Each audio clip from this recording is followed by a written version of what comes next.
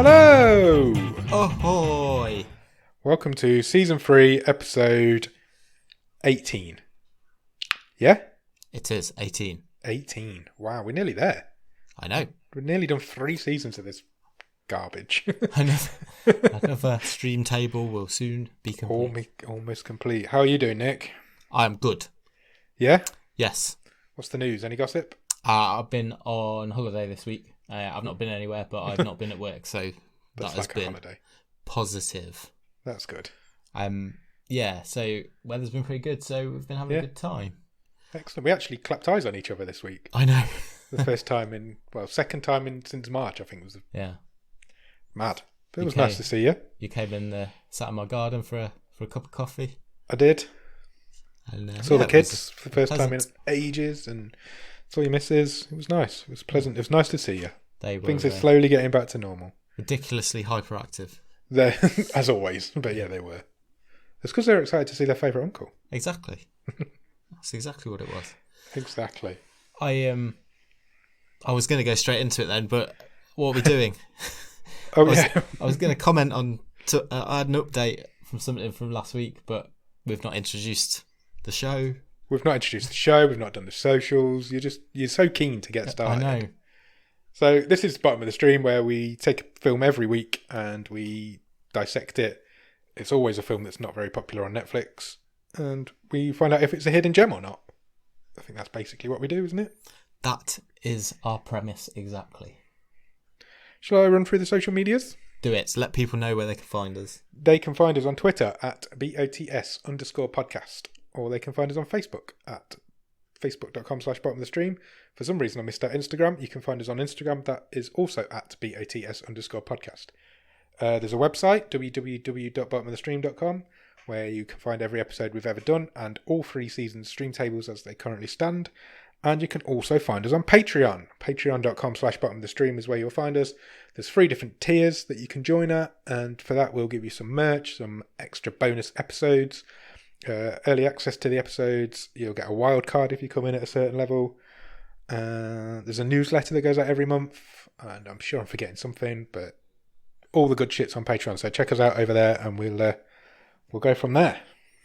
Yep, if you can't do that, then please, if you've got a couple of minutes, leave us a review on Apple Podcasts or on Podchaser or on any other app or method that you use to listen to your podcast. Because if you leave us some reviews, it improves the algorithm and it puts us in more people's ear holes. Yeah, definitely. You've just shout it out the window.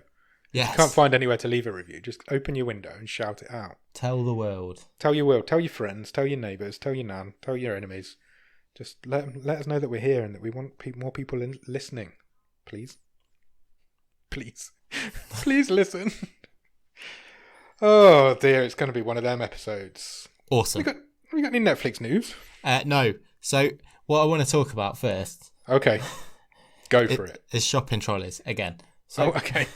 Shopping trolley update. So, yeah, shopping trolley news. So, we talked last week about shopping trolley theory, which basically says take your shopping trolley back to its little house in the supermarket because that makes you a good person. Because if you just leave it or abandon it in the car park, then you're an absolute animal and possibly a sociopath. Yes. Because there's no reason to do that. Absolutely. So, I pulled up to the supermarket a couple of nights ago. Yeah. And it was quite late, so it was like 8 o'clock or something like that. And there wasn't many people around. I saw a woman. Yeah. She just finished loading her bags into her boot. Yep. That's trunk. Trunk. For our American listeners. And she's got the trolley in her hands. She's parked in line with one of these shopping trolley hutches. Yeah. And she just lets her trolley go. What? Yeah, and it just rolls 4 or 5 car parking spaces and crashes into the side of the hutch. What? She definitely went home and killed her husband. That's all I'm saying. She ain't got a husband. Wow. What is wrong with people? This world. Unbelievable. Put your trolley back in the hutch, people. It's not difficult. There you go. I thought you'd like that. computer's being weird. I don't know what it's doing. It keeps What's going it doing? blibbity-dung, blibbity-dung. I can't hear it. It's fine. Good, that's good, because if you can't hear it, Just it's not carry on. recording. I think it's because it's charging my phone up at the same time. I also want to say a quick word about masks. Okay. Obviously, wear a mask. Wear a damn mask. It's the least you can do. When you're wearing your mask, fucking pull it up over your nose. Oh, that irritates me so much. I've seen so many people, and I don't want to tar everyone with the same brush, but it's mostly people above a certain age Yeah. walking with their nose completely uncovered. Yeah. If you're gonna fucking uncover your think nose, you about might as well not bother wearing one. Yeah. Just wear it and wear it properly. Check out our Unbelievable. Instagram and our Twitter, because I put a picture of me wearing one on there the other day, and there's not many pictures of me on the internet, so I don't even know if have you even seen that yet? Yes, I saw it earlier, just before we came on air. So yeah, if you want to see what I look like wearing a very fetching bottom of the stream mask, go and check out the Instagram at @BOTS_podcast. But yeah, it's not difficult. Put it over your mouth, put it over your nose. You can breathe just as well, so don't be a sap. Yeah, just don't be a fucking plum. Don't be a plum, wear a mask. That's the new slogan. Yeah. Anyway, sorry. Anyway, that's fine. Have you got any Netflix news? No, I wasn't lying earlier. I honestly haven't got any. I've got a little bit. Unsolved Mysteries. Yes. We spoke about this briefly. We Have did. you heard that the show has forced the police to reopen one of the cases? Oh, no. Which one? You know the guy who went to the party and never came home, Alonzo Brooks? Yes. That case was reopened this week and his body was exhumed. So they're properly re-looking into it. And the FBI are even offering a $100,000 reward for tips leading to an arrest. Wow. That's good. That's good. Impressive. Like 16 years after the original case. So I thought that was worth mentioning. If you've not seen Unsolved Mysteries, it's really, really good, and you should probably check it out. Yeah, I mean, it is good. Some of them are better than others. And the stories are fascinating. But I think we mentioned this before. Well, it's in the title. Don't get expecting closure. No, there's no closure. That's why it's quite exciting that something might happen with this one. It's just a massive prick tease of a programme, isn't it? You'll know all about being a massive prick tease. Well, there you go. Not so much of the massive. No comment. I've also got a little bit of news about 365 Days. Oh, yeah. You know, this film that's sent the world by storm. Sure. 365 Days is currently the top-ranked movie on Netflix released in the year 2020. Okay. It's also the most streamed movie on Netflix during the month of June. Okay. It is the third most streamed movie in the Netflix top 10 era. So since they've been doing top 10s, it's the third most streamed movie in that era. I think it's mostly this year. It's also very close to beating both of the two that are above it. Ooh. So it could become the most streamed movie since Netflix have been doing top 10s. It's spent a total of 12 days in the number one position, which is the second most ever, behind Spencer Confidential, which has spent 18 days at the top, at number one. Okay. And it is the first film in Netflix history to be knocked off the number one spot and then go back. Oh, everyone loves S Trier. It's actually done that twice. How's this? So, yeah, it's crazy how well it's doing. Have you watched it? No. Me neither. It does not appeal to me in the slightest, but it's doing really well on Netflix. It's a sexy film, I think, isn't it? A couple of the ladies at work have watched it. They weren't impressed. It's also had, it's courted a bit of controversy for its sort of anti-feminist content. Got accused of being pro-rape as well, didn't it? And things like that. But and I think, just being in that sort of mainstream news article has probably helped it sort of go back to the top, and but it's not really for me. No, it's not for me either. Talking of the Netflix top 10, do you want to quickly run through it? Yeah, let's do that. Okie dokie, let me just load it up on my phone. So currently in at number 10 is Body Fixers, which is a Channel 4 documentary.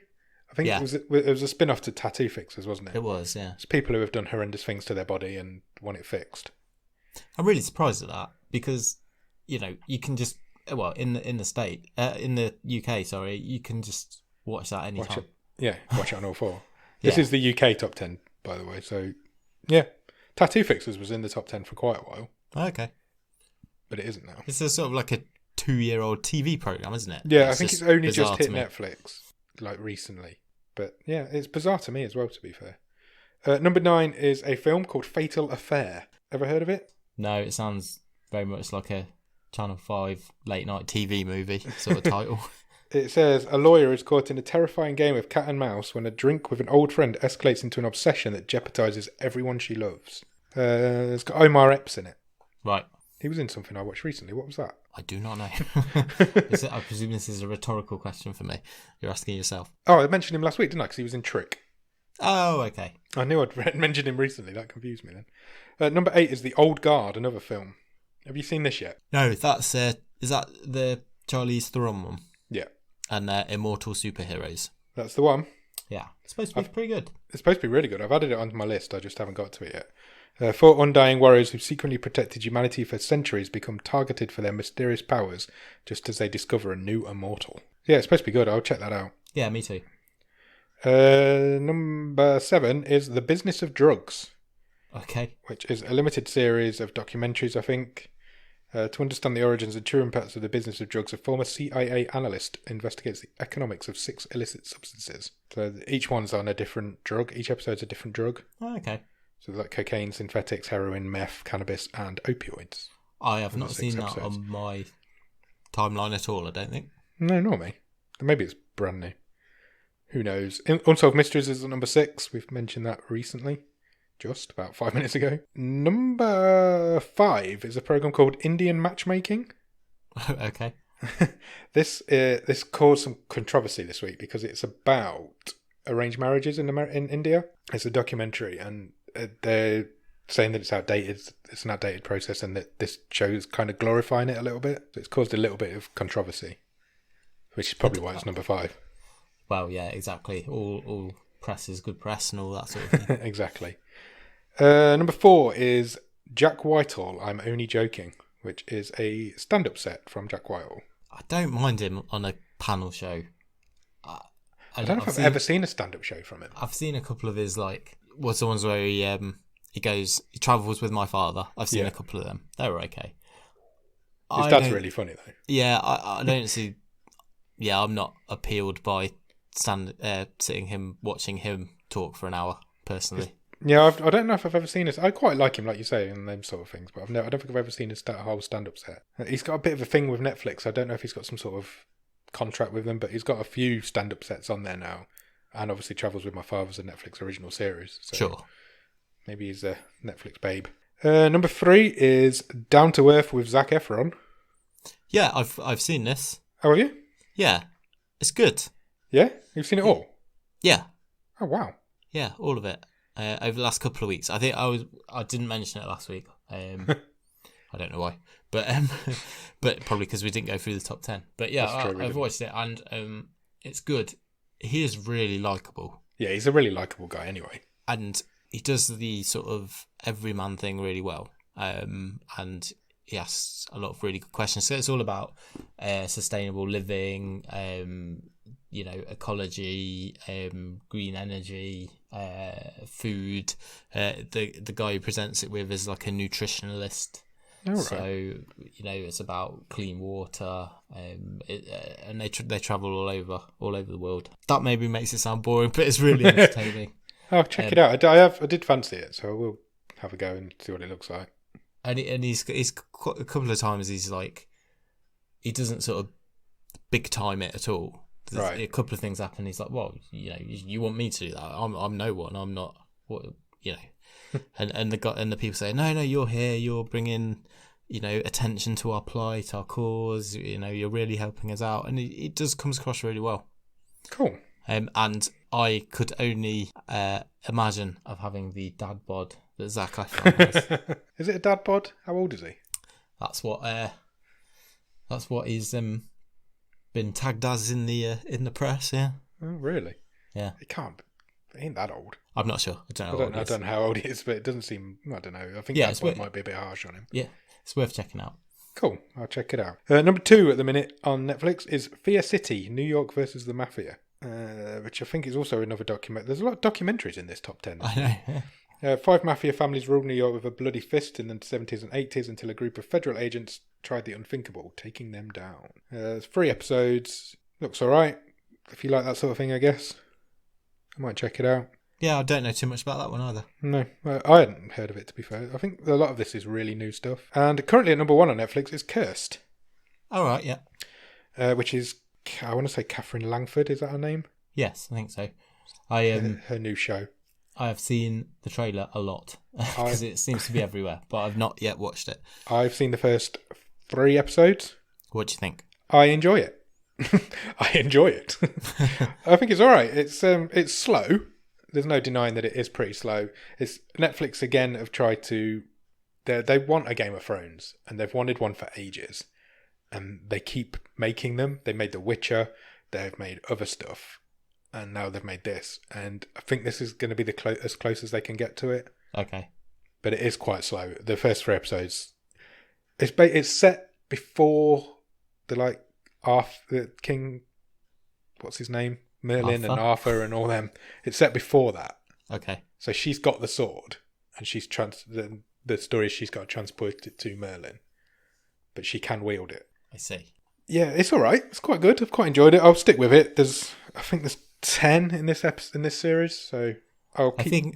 I think it's interesting that this came out like a week after Warrior Nun because they they sound a bit similar.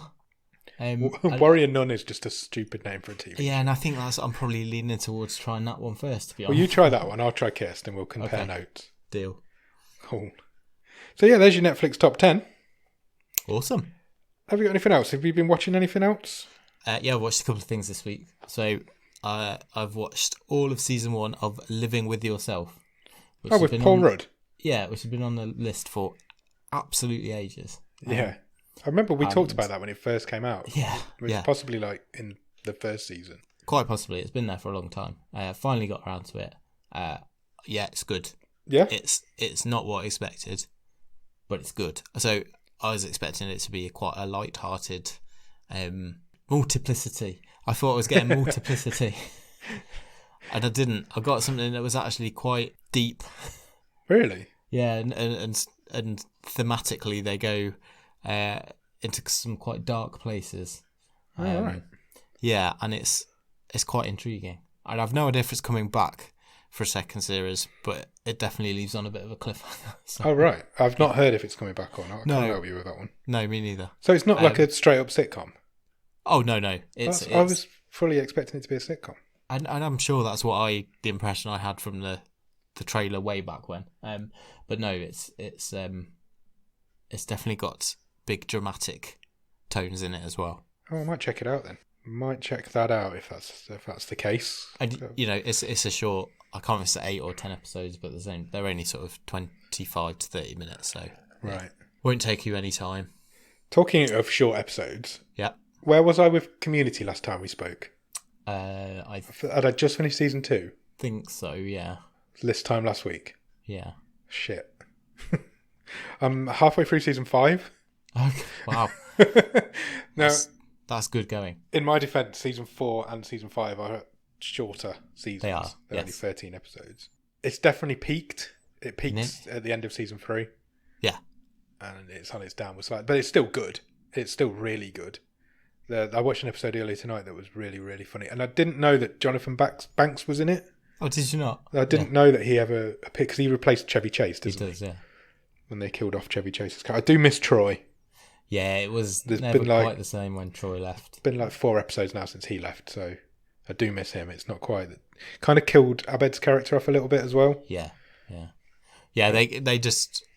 They're one, aren't they? So, yeah, they're like one person. To not have the other one there, it definitely affected it. I mean, yeah, I think it was fine when Pierce left, Chevy Chase left, but Troy was the one that, really affected it. Yeah, I do really miss it. So I think this time next week and the next episode, I'll probably be finished it. I'm sure you will, yeah. But no, those first 3 series are just magnificent. They're perfect. Yeah, awesome. Pretty much almost perfect. Every one of the characters is really entertaining. Oh yeah, that's all you can ask. Fantastic.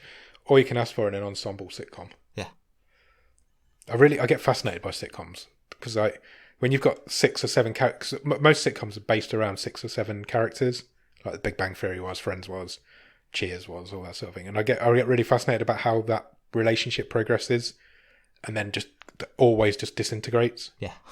And they always just fall out with each other, and it's the death of many sitcoms. I think it is a proper art form as well, because you've got, and it's no wonder, you know, there's so few that seem to be classics, because you've got 20 minutes to fit 3 storylines in, because they usually pair off, you know. That everyone knows the format, but to do that and then to have it all culminate is just, and when Community gets it right, there are few better sitcoms that I've ever seen. I agree. And it just, some of the things it tries, you know, we'll do an action movie in 20 minutes. Yeah. We'll do a gangster movie. We'll do a war documentary. They're all in there. Even to the point where we'll do an animated film. We'll do puppets for an episode. It's just mad. It's really mad that the bravery of the writing. Just like, right, fuck it, we're just going to animate this one. It's like, what? It just doesn't happen. It's really brave. You know, is a real good breeding ground for some of the, you know, the Russo brothers cut their teeth on Community. Yeah. And they're directed the biggest films in the history of the world. Obviously Dan Harmon gone on to Rick and Morty, and which is a very this kind of sounds stupid, but Rick and Morty is very similar, because it doesn't take itself seriously at all, and it isn't afraid to break boundaries and just do stupid shit. Yeah. And how are you getting on with Rick and Morty, by the way? You started watching that? I've watched another couple, so I think I've watched 4 now. Yeah, I'm getting more into it. I can. Good. Yeah, I like it a lot. I'm starting to tune into the style and the humour. I think I'll really enjoy it. Good. Yeah, I'm going to be disappointed when I finish Community, and I can't believe I've never watched it, but I am going to need recommendations on another one. Okay. So if anybody wants to let me know, the 20-minute sitcom. You weren't supposed to do it so quickly, but there you I know. I can't believe I have. It's because I've not got a life and I don't go out anymore. I could just sit and watch them all. The only other thing I've watched this week is Hereditary. Yeah. I heard a lot of good things about Hereditary. Like it's the scariest film ever made, and is like the rebirth of modern horror. And it's not. It's arty-farty garbage. I did not enjoy it at all. Okay. I've not seen it, but I'll take your word for it. It's just, I don't know. Everything about it says that I should enjoy it, but I didn't at all. I just couldn't get the ending is awful. I just don't, and it isn't scary. I might be desensitized to horror films because I've seen so many of them, but I know a scary film when I see one, or I'd like to think I do. Yeah, and this is not it. No. Okay. No, I didn't think so. But the little girl gets her head chopped off. That was quite fun. But yeah, no, not for me. So yeah, don't check out Hereditary. Okay, I won't. Unless you like it, and then let me know why I should have liked it, and just talk to me about it. Tell me why I'm wrong. Send all your rage mail to Ad. Yeah, send it my way. I have one more thing. Oh, okay. So it's a program called Southern Survival Outdoor Gear Tested. Right, that sounds like a YouTube channel. And it may have started off like that. It is basically a load of rednecks testing camping and survival gear. They'll do it with like flamethrowers, and sounds amazing. Yeah, so you know they tested. So the first episode is about fire. So they're testing smoke masks, and they trap themselves in a burning building, and they were testing like collapsible ladders, matches that don't go out in water. What's the best suit to get burned alive in? Okay. So it was a very fun half an hour, so I'm going to watch the rest of them, definitely. I've never even heard of that. No, I don't even know how it came up, but it was quite a laugh. Okay, I'll look into that, and we'll go from there. You ready to talk about this week's film? Yes. We're quite a long way in now, and we've not even mentioned what it is yet. Cool.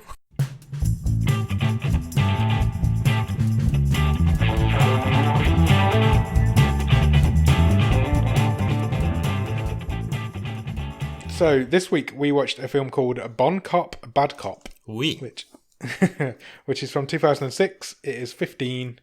Oh, it's not 15. It is A15. It's on for 1 hour and 56 minutes. It's currently rated at 6.8 out of 10 on IMDb.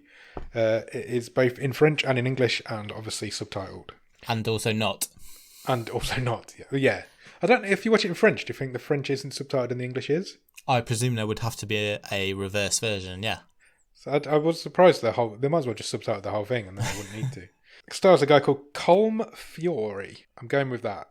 Are you happy with that? Yeah, 100%. He's got a really difficult name to pronounce, and he's the English guy, or the American, Canadian guy. His name, he plays a character called Martin. He's probably most famous. He was in 24. Yeah, I definitely recognise his face. Plays a guy called Henry Taylor in 24. He was also in the Chicago film from early 2000s. Yeah. And he's in the Chronicles of Riddick. I've seen all of those. So that's probably why you recognise him. I recognise him straight away from 24, so he must have been quite a big character in that. Also stars Patrick Huard. This guy is French. He plays a character called David. Looking through his IMDb, he's been in a lot of stuff, but nothing I've heard of, so I imagine a lot of French-Canadian stuff. French stuff. Can I just stop you for a sec? Have you called them Martin and David all the way through? Yes. Because I've gone surnames. So this might get confusing. Oh, wow. Why have you gone surnames? Because that's what they called each other. Oh, okay. This is going to get confusing. Because they're like detectives, aren't they? True. That's fine. Okay. We'll work it out. It'll be fine. Give me Martin's surname. Ward. Martin Ward and David... Bouchard. I've got a bit of a fact about this film as well. Sure. In October 2006, when it was released, it ended... You know Porky's, the film? I do, yeah. That it ended its 24-year reign as the highest-grossing Canadian film in the Canadian box office. Wow, I did not know Porky's was a Canadian film. Porky's is a Canadian film, but for 24 years was the highest-grossing Canadian film in Canada. That is a great fact. Bond Cop, Bad Cop was later knocked off that perch by A Resident Evil Afterlife. That is less cool, but... But yeah, so at one point this was the highest-grossing Canadian film in Canada, in Canadian box office history. Wow. Crazy. Have we got a one-word review for it? No, I hadn't thought of that. Bleached. They've bleached it, haven't they? Yeah, massively. So it's all done with the sort of green tinge. Yeah, I know exactly what you mean. Did you feel like you were watching an 80s cop show at some point? A little bit. I presume some of that was by design. I've got a few comments on that. But yeah, it was. Yeah, it was going for a bit of a retro vibe, I think. Yeah, it was. So, where does this film start? We have some sports chat on the radio. So there's a radio phone in, isn't there? And it's basically talking about a rumour that is going around that one of the Canadian ice hockey teams is going to move to America. Yeah. And one of the big cities in Canada, although we don't know which one yet, is going to lose their hockey team. Yeah. Whilst this is going on the radio, though, you've got a guy in a hockey mask. So so far, Jason Voorhees. Yep. And he is tattooing a man in a suit. Yeah. It doesn't look like he wants to be there. He was asleep to start with, wasn't he? Yes, he was unconscious to start. Came round. He came round, and the tattooist showed him his face, and he kind of recognised this. The man recognised him instantly. Yeah. But then he kind of just freaked out, and the tattoo was finished, and then he whacks him with a hockey stick. He does, yeah. Does he kill him? Yeah, he does kill him. Obviously. Yeah, we only see one shot, but one shot to the head. But yeah, the guy's gone. Yeah. Talk about a slap shot. There's going to be loads of hockey stuff in this, and isn't there? I have no idea about hockey. You mentioned straight away there that there's a phone in about hockey. I got nearly an hour into this film and I didn't even realise it was about hockey. It's very difficult. I hate it. Go on. No, I was just going to say, that is a fair comment because it isn't outright, so the motive doesn't outright come out until about halfway through the film. Yeah. And a lot of that is just, you pick up, it's the background chat because it's on things like radios and TVs in the background. Yeah. And we might have, it's fair to say it was difficult to tune into this movie for the first 10 minutes because there's people talking in English, there's people talking in French, some people are subtitled, some people aren't subtitled, some people are talking in English and French, and I was absolutely fine with it, but it did take a few minutes just to tune into the pace of it because it's fast. It is really fast. The I hate this word, but the banter and sort of the back and forth is really quick. There's a scene comes up quite early on with the medical examiner. Yeah. I was like, I have no idea. So when you're trying to make notes, I can't even read that fast. Yeah. That was going to be my point. It's tricky. It's really tough when we do subtitled films. We've done a few now, but this is probably the one with the most dialogue. Yeah. Because we did Mirage. No, was Mirage dubbed? Yeah, that was dubbed. Mirage was dubbed. Revenger was subtitled, wasn't it? Yes. Was there another one I'm forgetting? Possibly. I'm sure there will be. Possibly, but this is definitely the one that's had the most dialogue to read and write at the same time. The Rock, Paper, Scissors movie, that was subtitled. Oh, yeah, it was. Yeah, Animal World. Yep. Yep, you're right. But again, there wasn't a lot of dialogue in that, and you could kind of keep pace with it. This one was so fast. I was like, I had to make the choice of either watch the film, understand what the film's about, or make notes so we can talk about it. So I decided to make notes, and I guarantee I've missed great big chunks of the plot in this film. Guarantee it. Okay. So I'm going to struggle through it. If I miss anything, just pick me up and talk me through it. We cut from the title card to a man who's ironing his suit. This is Martin, the Ward. Canadian Martin Ward, he speaks English, but he is Canadian. They live right on the border, don't they, of Canada and French Canada. So Ward is a detective in the Ontario Police. So that is Toronto and surrounding area, and he is English as a first language. Yeah. And he's ironing his shirt, and he's got a kid. He's a teenager. Yeah, 15 years old. He's a 15-year-old DJ, his kid. So they talk about DJ sets and stuff. Did you recognise the kid? No. He is in Scream 4. Okay, not seen it. And he's in Saw 2. I have seen that. He must have been young. Yeah, well, he would have been. But he was... Saw 2's probably around this sort of time period, though. Oh, of course, this is old, yeah. Because this is old. This is like 14 years old. I forgot how time works.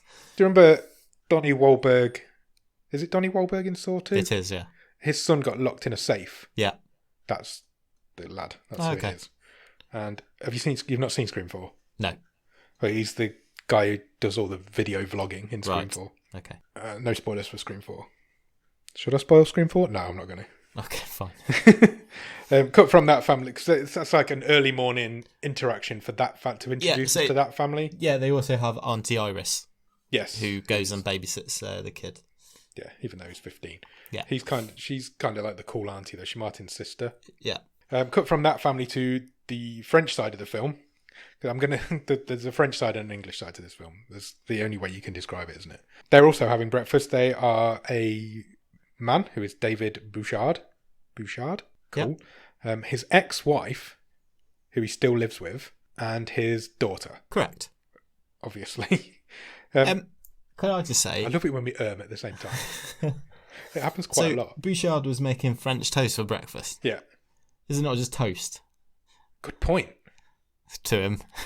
Good point. Anyway, sorry. So, do the French kiss?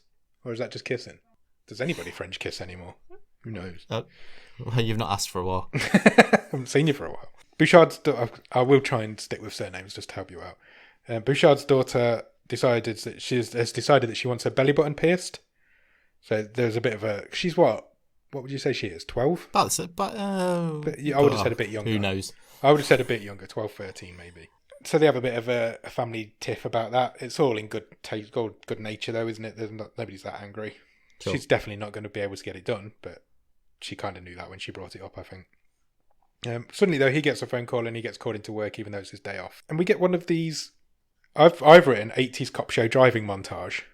Yeah. Because it's like fast-paced driving, fast cuts. Like, you can tell the camera's sped up. There's like plinky-plonky music going on over the top of it. And he pulls up at his crime scene, or a crime scene. So, I'll just point out here, so Ward is like buttoned up, shirt, suit, tie. Yeah. And Bouchard is like rough, stubbly, leather jacket. He's always got a fag on. Yeah. So that's what we're dealing with here straight away. Yeah, and then he gets to this crime scene and they meet for the first time because they are over the border sign, I guess. Or they're standing at the sign of the border between their two. Yeah, so it's the border between Ontario and Quebec. Yep, and there is a dead man draped over the top of the sign. Yes. They meet straight away and they instantly start arguing. Because they have to decide whose crime scene it is, because obviously it's in both jurisdictions. I thought this was really funny.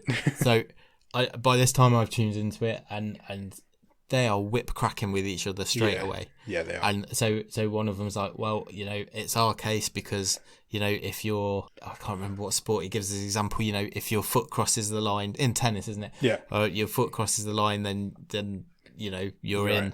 Yeah. So that's our, and the other guy's like, no, if it's a running race, it's when you dip your head, so it's ours. Yeah. And they're both sort of saying who wants the case, aren't they? Yeah. To which point they climb either side of this border sign. Yeah, they've got a ladder each, don't they? And they end up hanging off this dead body. Yeah, for some reason the ladders both fall at the same time. Yeah. And to steady themselves, they grab hold of their side of the body, and it splits in half. It does. And they fall to the ground. So they've got half a body each now, which makes their predicament much more difficult.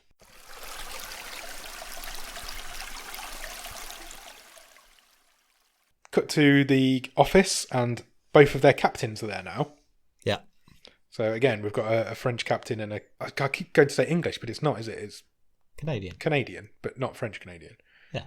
So they've got well, if we're saying Canadian, it means they're speaking English. So they've got a Canadian captain and a French captain, and obviously those two in the office. So it's chaos because everybody's trying to shout over each other. Right. This was really funny as well. So just like this was almost like a skit. So you've got Bouchard, who can speak French and English. Yeah. Ward can speak English and French. Yeah. The French chief can speak French and a little bit of English, and then the Canadian chief can only speak English. And then there's about 5 minutes of all these. It's really, I can't make it sound funny in my description, but they're sort of back and forth about who's speaking which language. Which language do they have to pick? Yeah. And the French guy is. The French chief is like doesn't know that Ward can speak French, and there's all this back and forth. I just thought it was so well written. It was really, that was one of the highlights of the film, that bit, and it's hectic because there's subtitles in bits of it and there's not subtitles in bits of it, and then there's people shouting in English, and then half a sentence will be in English and the other half will be in French. Yeah, it's crazy. But basically, I think.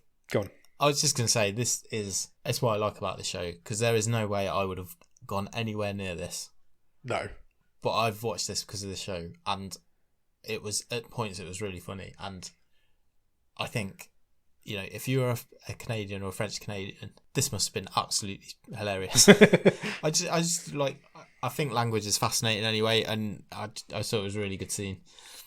Agreed. Yeah, it was. It was probably one of the best scenes in it. At the end of all this arguing, it turns out that they've got to work together on the case. They've been partnered up, basically. Sure. And both the captains agree that that's the only way they can resolve it. So what we've got here is a reluctant buddy cop film. Sure. So they're being forced to work together by their unruly captains. Cut to a car park, and there's another man in a suit walking through the car park. He's on the phone, and a guy in a hockey mask comes up and kidnaps him. He does. We get that. It's a very brief scene, isn't it? It doesn't that. Yeah, it's not like two. It's literally just that. Yeah, he abducts the hell out of him. Yeah. And then we cut to the scene I mentioned earlier with I guess he's a medical examiner. He's the guy doing the autopsy on the body. Now, he's very early noughties. Yeah. He looks like he'd listen to nu metal. Yeah, he really does. And he speaks faster than anybody I've ever met in my life. I texted you whilst I was watching this scene. I was like, who knew the French spoke so fast? I cannot do this scene justice either. It was hilarious again. Because the medical examiner is talking so fast, and Ward's trying to keep up with it, and he just can't. He's like a bit of a fish out of water. Yeah. But basically he finds a tattoo, doesn't he, on the dead body? Yeah. So this is the guy, and who they found on top of the sign. Yeah. And the guy says, "Well, I must have fallen out of a helicopter to have this damage." This was the scene where I didn't write anything during this scene because I was just reading the subtitles at such a pace, and then I thought I'll pause it at the end of the scene and I'll write some notes then, because it was really entertaining as well the way he was talking. It was like, yeah. He's fallen from a helicopter, and he just said that as if it was like common knowledge and it was obvious that he'd fallen from a helicopter. And Martin gives him a look as if to say, "Explain yourself. Why is he fallen from a helicopter?" And he goes through literally every other form of aviation and why it can't have been that. It does, yeah. He can't have fallen from a plane, it's too fast, or it's too high. He can't have fallen from a hot air balloon, he wouldn't have had the velocity. And it goes through 5 or 10 things in like 20 seconds. It's like it was a really well written bit of script. I thought this film was really good early on. And they find a tattoo on the guy's arm. Yes. And some of it is bleeding and some of it isn't. Yeah. So what the medical examiner has deduced is that part of this tattoo was done before death and part of it was done after. Yes. What's the tattoo of? It's of the fleur de lis. Yes. Which is the emblem of the ice hockey team in Montreal. Yes. And I believe this guy was the owner of that team. Yeah. Or an executive of. Yeah, I think that's what they were telling us at that point. They decide now that they need to head to the airport because they need to find this helicopter. Yeah. So they do, and David drives like a crazy person. Martin nearly throws up.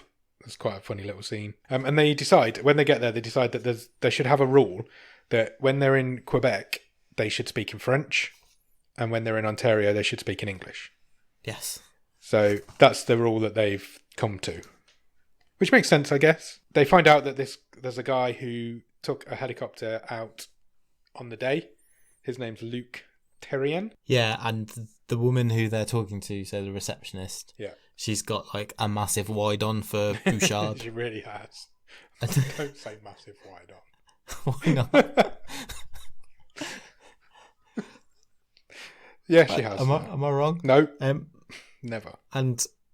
And they sort of get what they need from her, and she says, "Oh, before you go, can I have your number? You know, just in case I remember anything else." Yeah. And he says, "Sure." And he goes, "This is my number. It's 9." She's like, "Yeah, 1, yeah, 1." And that really made me laugh as well.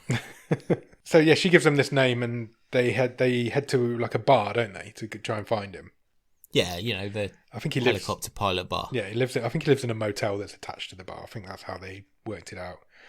For some reason, Martin decides to go in alone and tells David to wait outside. Yeah, because they're both still posturing, aren't they? Yeah, trying to I'm the bigger man. Yeah. So he does. Martin goes in alone, and he doesn't really get anywhere. And there's a bit of a montage of David getting restless outside. So he eventually does walk in, and he's like unnoticed and just starts playing pool with some guys. Yeah. Does Martin meet the guy? Yeah, he does. He meets the guy, doesn't he? Yeah, he Luc sits next to him at the bar, doesn't he? Yeah. And he starts asking him some questions. And he ends up in a fight. Yeah. They end up fighting each other. And it gets to the point where Martin's being beaten in this fight and he needs some help. So he's noticed now that Bouchard's in the bar with him. So he calls him for some help. And he won't do it. Yeah, so he's reluctant to start with. They do this funny gag, don't they? So like Martin Ward's getting the absolute shit kicked out of him. And Bouchard's like, he doesn't need me yet. Yeah. He doesn't need me yet. And eventually steps in and helps him. And then they kind of reverse it, don't they? So David's getting beaten and Martin's trying to chat up the barmaid. Yeah, exactly. So and eventually he calls for help. And yeah, it was quite... I think it was a lot of rewarding stuff. And this film was far funnier than I thought. I was not expecting it to be this funny. Yeah. And I thought it really made me laugh out loud quite a few times. I personally think it loses that a little bit as it goes on. Well, we'll come on to that. Yeah, of course, but I thought there was good chemistry, certainly at this point. The first hour is very funny. Eventually they overpower this guy, because this guy's quite a big guy. Yeah. And Martin gets a gun to his head, so he gives in. And they try and get him in the boot of his car, of David's car.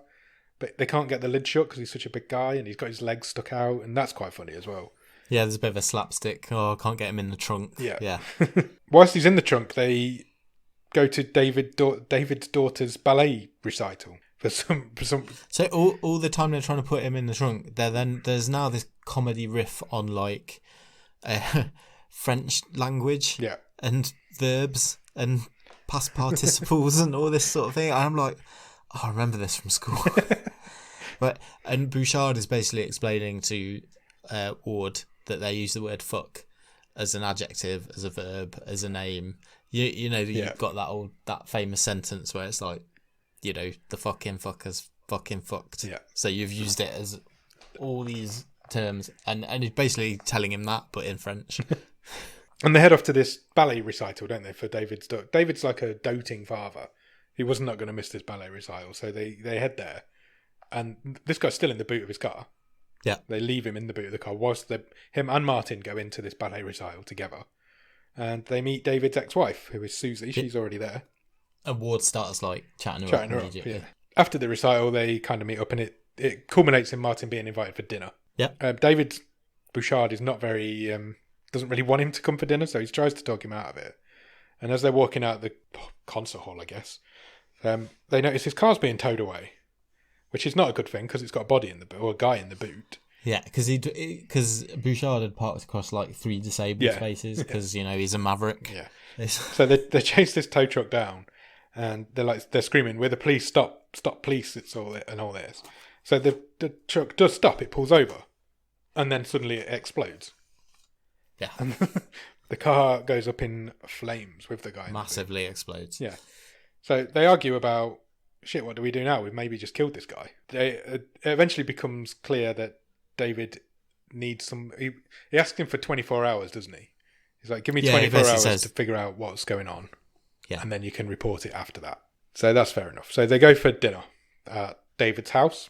This is where I've put, turns out they're exes who live together. David tells kind of a story of how his wife left him. So that's Martin. Oh, is it Martin? Sorry. Yeah. So right. Ward's wife left him for a rich guy. Yeah. He says is basically a member of the royal family. Yeah, he calls him a pseudo prince or something. Yeah. After the dinner, they invite Martin to stay over the night because they've got to be up early the next morning to keep going on the case. So Bouchard's not impressed again, but he goes with it. Yeah, so they decide they're going to go to Terrian's house. Yes. You've even put in the perp's name in surname for him. They go to his house, but they don't have a warrant. So to start with, they're kind of waiting outside. Yeah, because, we've seen this in a million cop films. So Ward is like, yeah, we've got to wait till the warrant's here. Yeah. And Bouchard's like, nah. I think there's someone in there in distress. Yeah. We're going in. So he breaks a window, opens the door, goes in. Instantly, there's lots of hockey masks on the wall. Lots of hockey paraphernalia on the wall. Yeah. There's a tattoo chair. And there's a tattoo gun. So they're in the right place. Or it would seem we're like on the right track. We're certainly on the right track, yeah. It turns out this guy, Luc Terrian, was a goalkeeper for Quebec. Yeah. Is that how I understood that? I think so. David goes downstairs, Bouchard goes downstairs and he finds a cannabis farm. Yes. Lots of cannabis plants downstairs in the basement. Martin heads upstairs and he finds the guy that from earlier that was kidnapped. Yep. He's tied to the bed. Was he dead? He's dead. He is dead. Yeah, he was dead. Yeah. Suddenly, Bouchard walks through a laser. Yeah, he sets off a tripwire. Sets off a laser tripwire, and the whole room explodes. The cannabis farm. It's like Tau. The Tau self-destructs. There's a huge explosion. All the cannabis goes up in smoke. David finds a bathtub. Yeah. I thought this was great as well. So he upturns this bath, and he's all this weed's burning around him, and he's using the plug hole as a windscreen, trying to find his way out of this burning basement. Crawling around with it on his back like a. And he's bumping into tables and bits of wood, and it's quite almost slapstick. Yeah, it was. It was a little bit silly at that point, but it was quite funny. And he's got his gun, doesn't he?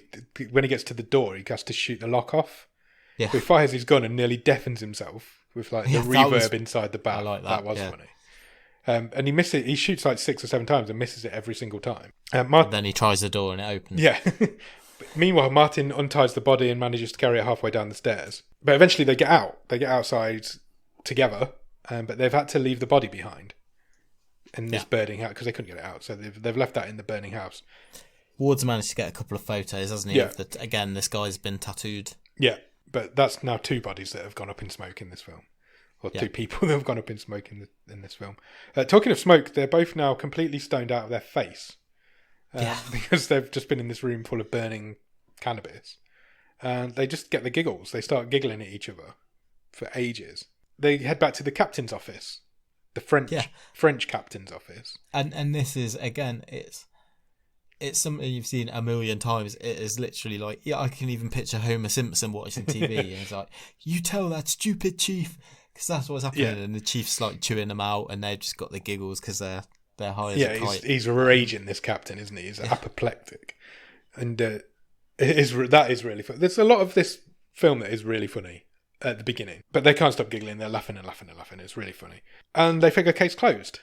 They found the perp, who they believe now is the guy who did it, this Luke Darian. And they found the place where it was, and they found the guy who'd been kidnapped. That's the end of the case. So Martin decides he needs to go home. So, well, yeah, it's partly go home, partly sent home. Isn't Yeah. it? The chief, both the chiefs are like, well, that's it, partnership's over. Yeah. You're going back to Ontario. So he does. He gets the taxi to the airport and heads back to Ontario. Now it cuts now, and I don't know if some time passes. I didn't like this. No, I didn't. So it was very. It was really clumsily done. It was like watching a TV show and then the next episode starts. Yeah, It was just because so they've just split up. Yeah. Ward's gone back home, and then suddenly the screen fades back up, and Ward's at a new crime scene. Yeah. And Bouchard pulls onto the driveway. Yeah, and you've no idea how long's passed. No. But it feels like it's been some time since they've met each other or seen each other. Yeah. And anyway, there's another scene. There's another crime scene. There's a dead lady now. It turns out she was an talent agent, hockey agent. Yeah, she was the only female hockey agent, apparently. And she also has a fresh tattoo, which I think is why he's got David involved, because he's obviously now this is part of the same case. Yeah. Do they say at this point that the tattoo is a clue to the next victim? Yeah, because the second guy had Colorado tattooed on him. Yeah. And then this hockey agent had Philadelphia tattooed, except Philadelphia was missing an L and an A. Right. So that then makes them think that the next crime is going to be in LA. Yeah, or is to do with the LA hockey owner. team. Okay. This is where I picked up that something to do with hockey was going on here. Yeah, because I think it's one of the cities interested in buying one of these hockey teams, Right. I think. Okay. Cut from there, they head to a TV studio. There's like one of these sports desk TV shows going on. Yeah, so the guy who owns, again, another Canadian hockey team is due to come on this sports show to like do an interview. But he hasn't showed up. Yeah, correct. So somehow, through comedy of errors, David and Martin end up on this show on live TV. It's like a phone-in show, isn't it? So it is, yeah. It's one of these like ESPN. Yeah, you've got a big loud, brash TV host, obnoxious sports presenter. Yeah, with calling guests. Okay, and the phone rings, and the guy who on the other end of the phone, the guy who's called up, turns out to be the guy they're after, the killer. Yeah, the tattoo killer, as he's been dubbed at this point. Because he basically says to them, the reason the guy's not shown up is because he's in my chair. Yeah, on live TV. So this doesn't go down very well because Martin wants the phone call ended because this isn't a good thing to be broadcast on live TV. David kind of goes with it to start with, but then he agrees and he's like, yeah, hang this phone up. And they end up fighting with the TV host. They're verbally arguing with the killer on the phone, and then the TV host, they end up getting in a physical altercation on live TV. Yeah. And it ends with David right up into the camera, and he gives out his personal mobile number. And he's like, stop calling me through TV shows, call me on my mobile. But then the killer does. He does, yeah, straight away. As soon as they're off. They're out back in the corridor, yeah. And he says, I've got the next victim. That's pretty much it. That's all. You don't really get anything else from that conversation, do you? Yeah, he's like, he basically tells them that he's at whatever the arena is, doesn't he, as this team. Yeah. And that the guy is on ice or something like that. This is the point. I'm losing this at this point because I'm like, there's too much going on now and I can't write. And so I've got big gaps missing here. I'm sure I have, but I'll do my best. So they go from the TV studio to like the arena. Yeah. The ice hockey stadium. Arena? Place. I think it's an arena. You don't have stadiums. They find a couple of guys in the boot of a car, don't they? They do, yeah. And a tattoo gun in the front of the car. And it turns out these guys are the Zamboni drivers. Yes. I love that word. I think Zamboni is a great word. Was it invented by, like, John Zamboni? I don't know. No, me neither. Maybe it was invented by Zamboni. Sam Boney. Zamboni. What happens then? They have a bit of a chase with a guy in a mask. Yeah, so they... when the killer called, he said... this executive they're looking for, he says, oh yeah, I've got him on ice. Then they find the guys who are the Zamboni riders. Yeah. So they're now looking for the Zamboni. Yeah. And as they approach it, they see that the killer, or someone in a mask, is tying a body to the bottom of the Zamboni. Oh yeah, yeah. So Bouchard chases the guy sort of through the halls of the arena. Do they catch him? And he ends up getting knocked out. He gets like clotheslined. Yeah. And the guy escapes. I haven't written any of this down. That's really bad, isn't it? Yeah, he does. He escapes. He gets away. I'm just remembering the film now as we're talking, rather than reading notes. So they go out to the dead body of the executive who's sort of tied to the Zamboni, and he's been tattooed on his, I think it's on his neck. Yeah. And his tattoo is a large apple. So where does that mean? Or a big apple, if you will. Yeah, so they think it's heading to New York next, or the next victim's going to be in New York. From that point, that's where I wrote back down again. So from that point, Martin invites David over for dinner now. So we've got a bit of a mirror image of what went on earlier, I guess. So I quite like the structure. So the second half of the film is the mirror of the first half. Yeah. But you're just flipping it. So this time you've got Bouchard is the visitor into Ward's life. Yeah. It's a bit gimmicky, but I thought it worked quite well. Yeah, fair enough. So obviously he meets the son and the sister, Martin's sister. Yeah. He flirts massively with Martin's sister. I think mainly as a retaliation because Martin was flirting with his ex-wife a little bit. Yes. Unfortunately for Martin, Iris, his sister, is more than accommodating to this flirt. Very much so. They head to the bone zone. They're basically just like eye fucking at the dinner table. And then actual fucking in her bedroom later on. Yeah. While they are doing the naughty, a man in a mask breaks into the house. Yes. Martin interrupts him and starts fighting with him. All the while, this is cut with David boning Iris at the same time. Oh yeah, it's that old sort of violence intercut with sex, and he's completely missing all the action that's going on. Martin starts to get beaten down by this guy a little bit, doesn't he? And then his son kicks off and saves the day. He manages to get the mask off him, and it's Terrier in the mask. So the helicopter pilot, the guy who they thought was dead earlier. Yeah, who they thought was in the boot of their car. Yeah. And yeah, you're right. Ward's son. Sort of, does he crack him on the back of the head? Yeah, hits him on the back of the head with something and saves the day, basically, saves his dad. So they run upstairs. It's not upstairs, it's like a separate... I don't think they were anywhere near the same place. So really? I think I think Bouchard had gone back to Iris's apartment. Oh, I thought they were in the same sort of... I could be wrong. I thought it was like a granny annex, but I might be wrong. Anyway, both Martin and his son go there and they get David. They tell him that basically Terrian's alive and he wasn't in the car. And... So David rings the medical examiner. We meet him again. Yeah. It's very convenient because he's like, I've just finished putting the body back together. Yeah, he's like, basically, I've done a human jigsaw. Yeah. And it turns out that the body in David's car was a lady. Yes. Who turned out to be the barmaid. Correct. From the bar that they were in earlier. At this point now they realise that they're being targeted as well as whatever's going on. So David calls his ex, Sadie? I'm not sure. I don't think I got her name. I think it was something like that. He goes, can you just... It's like the middle of the night as well, isn't it? It's not... It is, yeah. So he says, I need to speak to Gabrielle, his daughter. And she's like, she'll be asleep, but you can't speak to her. And he tells her to wake her up, but she isn't there. She has vanished. She was there when she went to bed. She is not there now. The killer rings David's mobile again. The tattoo killer rings David's mobile again. And says, I've got her. I've got your daughter. Yeah. And he says, stay out of my way, let me do my grand finale, and she will be fine. That's what he actually says to him. So they need to head back to Quebec, because they're in Ontario, and his family have been kidnapped in Quebec. So they get a helicopter, and they helicopter themselves back over. We go to David's house. Susie, her name is. I've written it down here. What did I say a minute ago? Sadie, okay. I said, didn't I? Susie. Yeah. She's losing it completely. Her daughter's gone missing. She's not happy. David's crying as well. They're kind of arguing and also sympathising with each other at the same time. So as you do, I guess, if your kids go missing. Why do they head to a press conference now? Yeah, so it's a press conference to announce where this team's going. Well, I don't think it is that. I think it does say in the background because it's on the poster.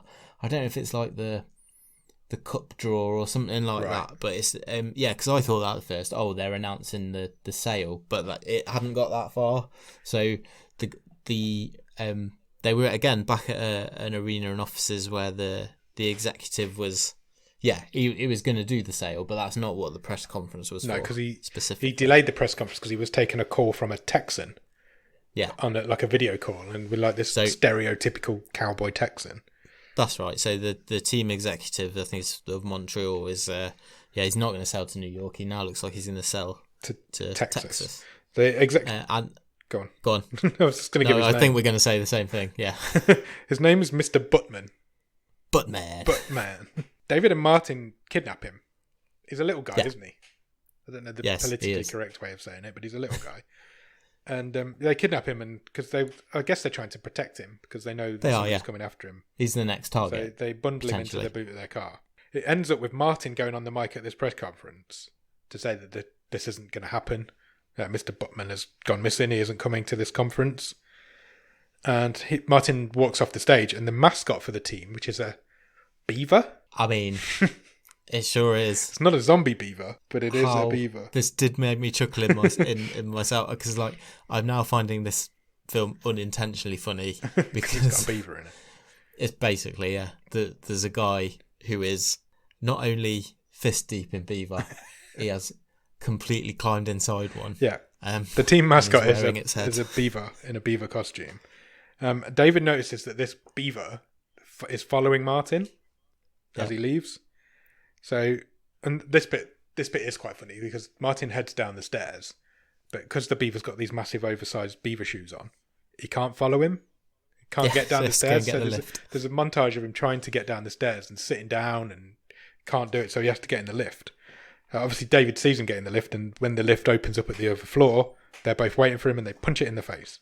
Who is in the mascot suit? It is Terrien. Yes, it's Luc Terrien again. If you punch somebody while they're wearing a mascot suit, would it knock them out? That beaver had a pretty big nose. It did. And I think that may have absorbed most of the impact. I think you're right. A bit of creative license was used there a little bit, I believe. But again, you know, we have that old cut, don't we, where you cut to like beaver viewpoint and they both punch him at the same time in the face. David gets another phone call from the tattoo killer. David tells him that he has now got Mr. Buttman and that he's willing to trade him for his daughter. Yeah, give me Buttman, you can have your daughter back. Yeah. I'm saying it wrong. It's Buttman. Not Buttman. It's like, in the Goldbergs when the granddad says Spider-Man instead of Spider-Man. It always makes me laugh when he talks about Spider-Man. I think that was a Friends joke originally. Was it? I'm pretty sure. Wow. Chandler says to Phoebe, it's like Spider-Man. Spider-Man, not his name's not Dave Spider-Man. It just makes me laugh. I like it, like Superman. Yeah, exactly. So the tattoo killer says, right, we're going to meet at, well, it's like a pier, isn't it? He tells him to meet him at the tower. Shipping yard. Yeah. He tells him to meet him at the tower, but it's a boatyard. Some nice shots of Toronto in this movie, isn't there? Yeah. We've been to Toronto. It's nice. Yeah. Yeah, so they meet at this boatyard and the killer rings him and says, come onto this boat, meet me on this boat. So they do. And David tries to do an exchange with Leo instead, Terrien. Yeah. He's like, here, I have this guy back and I need my daughter. So the tattoo killer's like, nah, I don't want this guy. I'm not interested. And he shoots him. Yeah. And I think this is where he says, Terrien used to be he was a youth hockey player, but his career was cut short by injury. So now he's just doing my dirty work, basically. And he just shoots him dead. Shoots him, kills him, not interested. He pulls out Gabrielle at this point and kind of hides behind her so that David can't shoot him. And he makes David drop his gun and says, look, give me Mr. Buttman. Bring out Buttman. And this guy is just like a proper schleb, isn't he? He's like some, I don't know, mid-early 20s bespectacled sports nerd. Is that all he was? I feel like I've missed something. Who is this guy? Is he just a fan of the team that was angry? Basically, he's in his view, he's a patriotic Canadian, isn't he? He's like, we shouldn't be selling one of our teams to the United States. Ice hockey's our sport. We invented, all this sort of thing. I thought that's what it was, but I didn't know if I'd missed who he was. Which, I think it sounds crazy, but I can think of a few like football fans I've met in my time who would subscribe to this sort of view. Yeah, agreed. I think you're right. David shouts for Martin to bring out Buttman, and he does. But as he does, the killer, do we ever get I don't think we ever get his name. I think he's just known as the tattoo killer. He Yeah. starts a timer on Gabrielle on a bomb. He does. She's strapped to a bomb and it's got 4 minutes on it or something like that. So this changes the game and they hand over Butman. They tell him to walk over towards him. But it all kicks off a little bit, doesn't it? And it ends up with Martin getting shot. Yeah, Ward gets shot. Yeah. The killer gets away with Mr. Butman.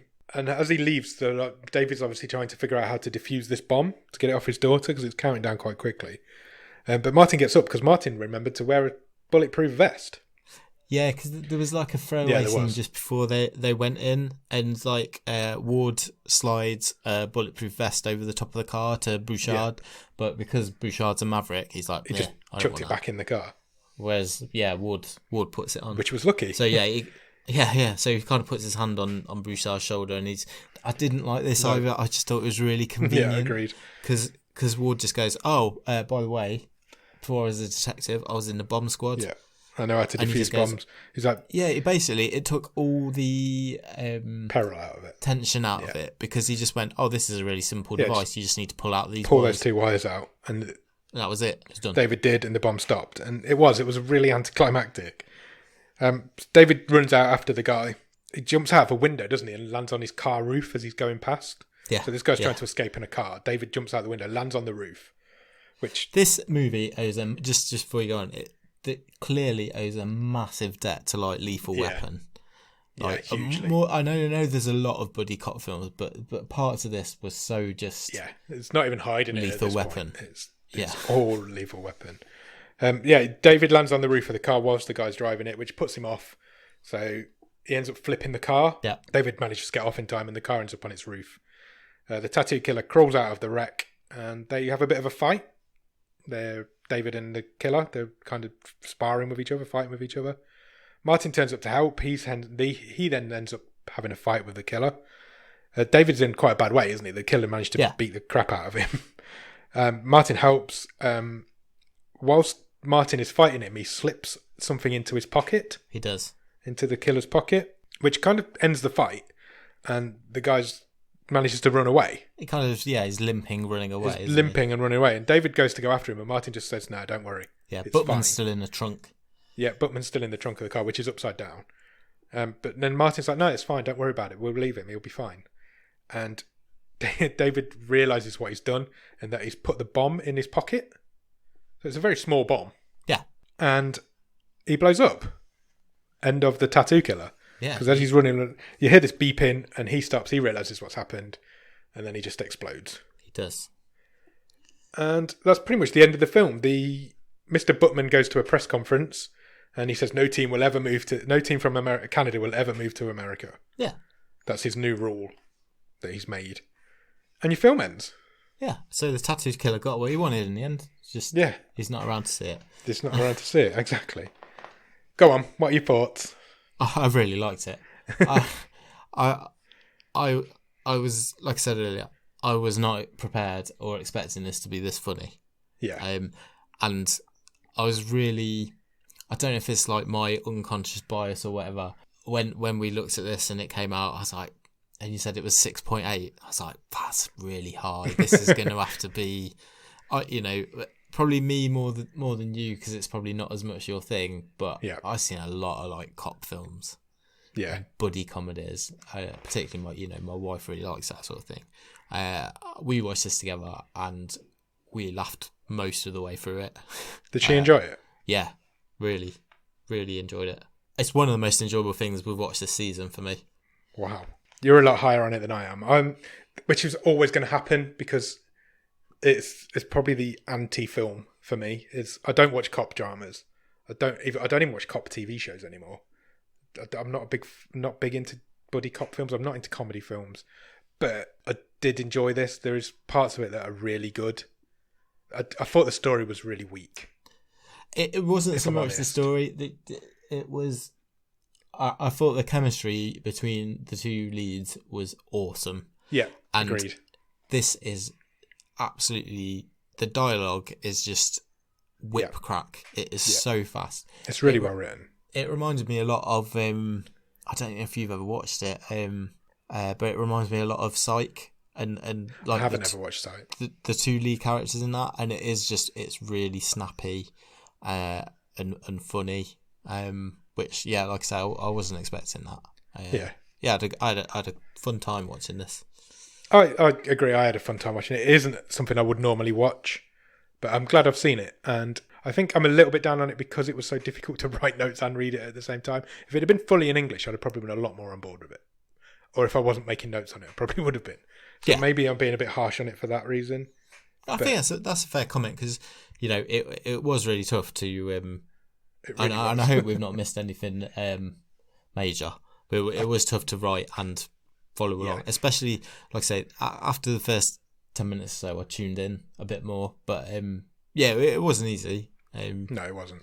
I think from this point on we just ban subtitled films. It's too hard. No, we're not doing that. This is a bit unique because the gimmick is because of the whole language gimmick. Yeah. And even some of the subtitles are a joke, and the fact that are the jokes, and the fact that they flip between languages, and then when you've got some characters who are mid-sentence changing, and you've got a subtitle where you didn't have one before, it is tricky. It is tricky. But it's a tricky watch. If you sit, I found it really rewarding. Really rewarding. Yeah. It's not an original concept. I've seen a TV show called The Tunnel. Okay. Which is about a body that's found in the Channel Tunnel halfway between France and England.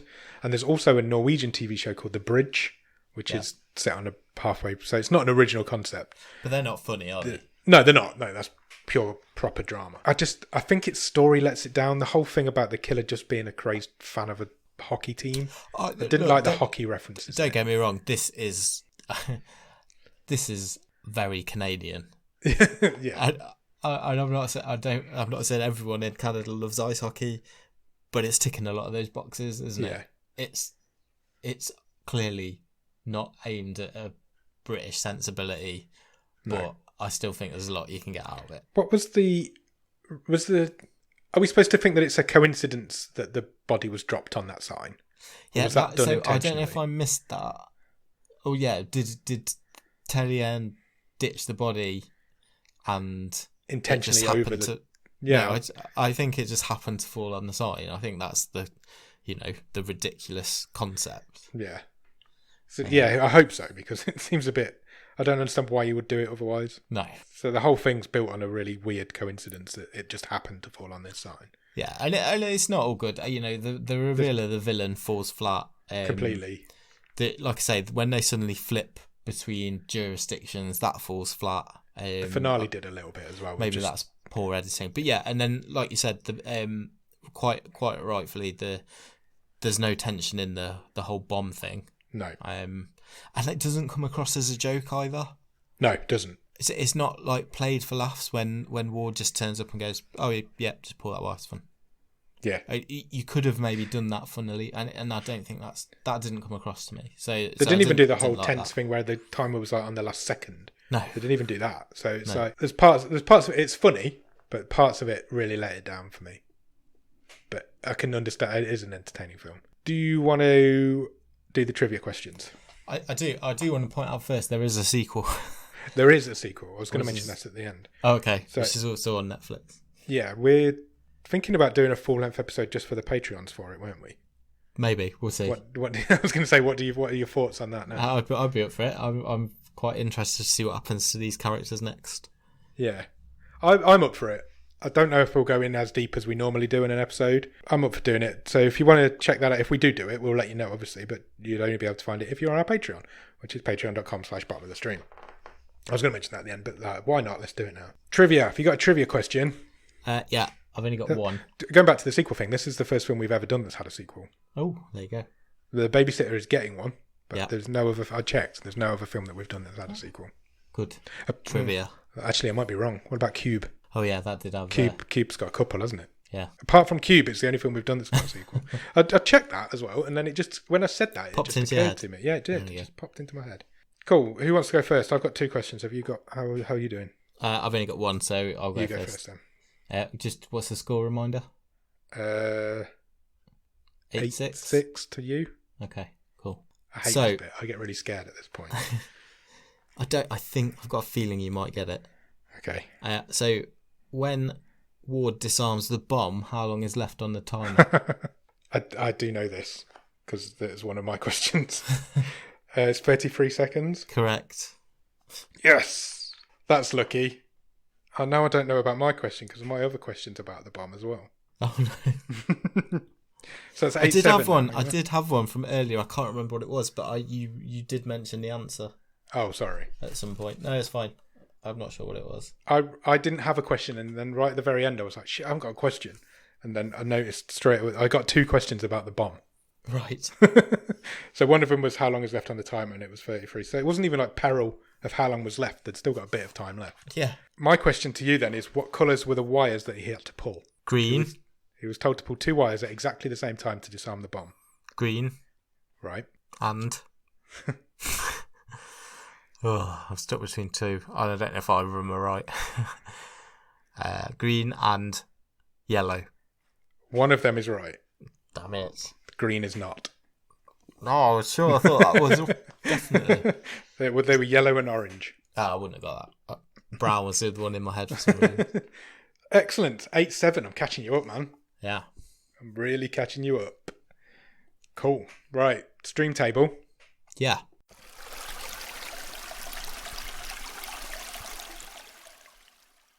I think we might differ on this. Where are we looking? Oh, it's top half, easy.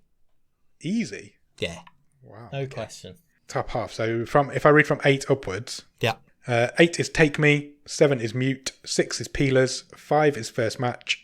4 is Bad Day for the Cut. 3 is Fast Colour. 2 is The Bad Batch. And 1 is Super Dark Times from last week. Where are you putting that then? I think I'm putting it 4th. Really? Yeah. Above Bad Day for the Cut? Pardon? Above Bad Day for the Cut? Yes. Wow. I nearly went higher. Wow. I'm going to be honest, I've mellowed on this quite a bit since I watched it yesterday. But as soon as it finished, I thought about it and I had it in 14th. Oh, wow. Now, I have mellowed on it a little bit, and I do now think it's a lot higher than that, but I don't think I'd have it that high. You think it's better than Bad Day for the Cut? That was at number 1. Yeah, So are you saying this film came out earlier in the season, it would have got to number 1? Yeah, I nearly had it higher than that, to be honest. I thought it was really fun. I'm going to have to give up a lot on this. Why? Where are you placing it? At the minute, I am somewhere around Peelers. So maybe just below Peelers. First Match is a weird one. I don't know if that should be as high up as it is. I don't remember that with as much affection as I do remember the rest of this top half. Do you know what I mean? Yeah. I could see it's weird because I don't think it's a better film than Peelers, but I do think it's a better film than First Match. I thought this is the funniest thing we've seen this year. Funniest, yeah. Yeah, we haven't done anything funnier than this. So we haven't done many funny things this year. I just thought it was really entertaining. Would you concede at 5th? Sorry, what's that just below? So that'd be below Bad Day for the Cut and above First Match. The top 4, all of the top 4 have been at number 1. Yeah. First Match hasn't. I don't think at any point it's good enough to be at the number 1. Does that make sense? So it does make sense, but I feel I'm not going as high as I could go by putting it in 4th. Okay.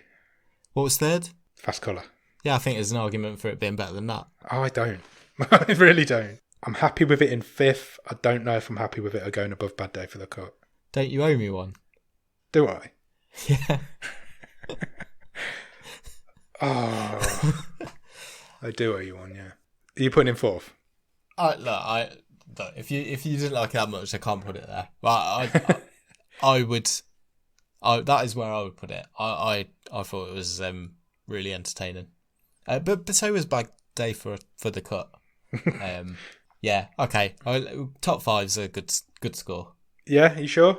Yeah. Well, not really, but when this stream table is all said and done, there's going to be some weird things in it in weird places, and I think we might have a good fun episode of just going through it and seeing what we've done wrong, because there's a lot of weird things in here in the middle of stuff that shouldn't be there. I don't know. It has been a bit of a strange. It's been a strange season. It really has.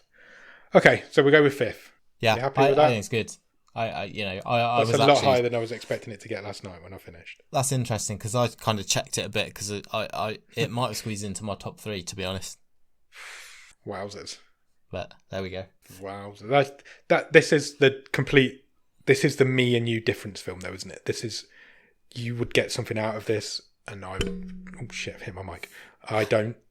I was talking with my hands, and there's no need to because there's nobody here to watch me. I don't watch cop films. I don't watch comedy films, and this is a cop comedy film. And you watch a lot of cop comedy films. That's really funny. It is funny. I will concede to proper you. tickle my funny bone. Some of these It is the exchanges. funniest. I will agree with you. It is the funniest thing we've seen this season. We just haven't seen many comedies this season. If you look at Time Out, Take Me, they're probably the only 2 that we've done. So it is the funniest thing we've seen. So it's number 1 in the comedy charts. If you take that. Yeah, I mean, yeah, and Bad Day for the Cut wasn't a comedy, but it was punctuated by some good humour. But this is this is snappy. This is it's definitely Canada's Lethal Weapon. That's what they were going for. There are people out there who'll enjoy it a lot more than I did. I would give you that. It's a hearty recommendation from me. Cool. Stick with the first few minutes, and I think there's a lot to reward you in this. Yeah, and you've got to be able to concentrate on all the reading that you've got to do. Pacey reading as well. It's not even like slow dialogue. It's fast subtitles. Should we pick next week's film? Yeah, let's do it. What are you looking to get out of next week? What do you want? Do you know what? I don't think we've ever watched something on the show that's made me cry. Oh, really? Yeah. You want a bit of a weep, do you? I'm quite an easy crier in films. So interesting. Yeah. Okay. That's my challenge for the randomizer. Shall I press my randomizing button? Yes, please. I've picked a film called Advantageous. Okay. What's advantageous about, Nick? Something to do with tennis? It's a sports film? Don't think so. Okay. Right, let me find it on IMDb. Advantageous is from 2015. It says, in a near future city where soaring opulence overshadows economic hardship, Gwen and her daughter Jules do all they can to hold on to their joy together, despite the instability surfacing in their world. That's a lot of words that don't tell me much. Who's in it? Oh, here's one for you. It's got Ken Jeong in it. Oh, no way. But it isn't a comedy. It's classed on here as a drama family sci-fi film. I don't know if I've ever seen him do non-comedy. I'm just trying to think. No, I don't think so. Interesting. So yeah, go out and check out Advantageous, and we'll come back next week to talk about it. Cheers. Thanks. Bye.